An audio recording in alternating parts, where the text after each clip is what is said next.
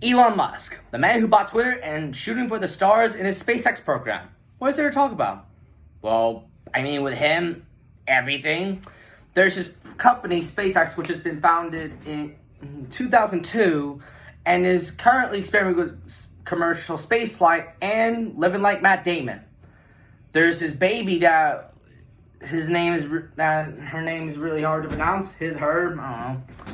XA12. Well, I'm not going to adjust since it is a free country. But that's not what we're really here to talk about.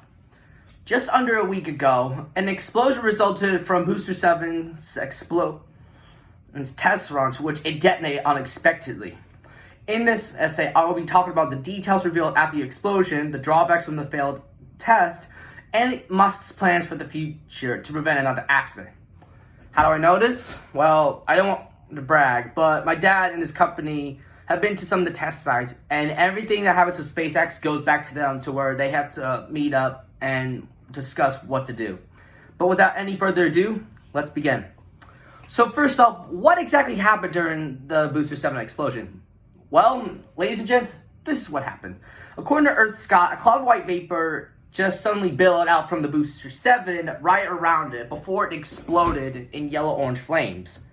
Well, it would be, if it was an art project, then yes, but it's not. The problem, from what Musk tweeted, it was caused by unburned propellant expelled from the 33 Raptor 2 engines. And he also added that cryogenic fuel is an added challenge. And evaporation and fuel air exposure creates risks in partial oxygen in atmospheres. So basically, the O2 from the propellants mixed with some of the nitrogen and boom. That's not the whole story, but you get the point. But that's not to mask the consequences of failure. Over 3 months, Musk has a lot to deal with. But here, well, ironically, the 3 issues he has to deal with. From what EarthSky says, a document from Twitter suing Musk for being a bad client has apparently come up onto the internet, with Musk responding by exiting the $44 billion deal in April. There's also his launch, which has now been delayed.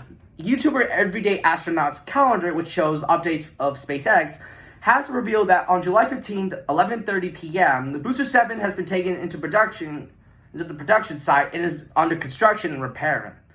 Liftoff this month could potentially be next month or until the end of this year. But finally, there's the competition, NASA.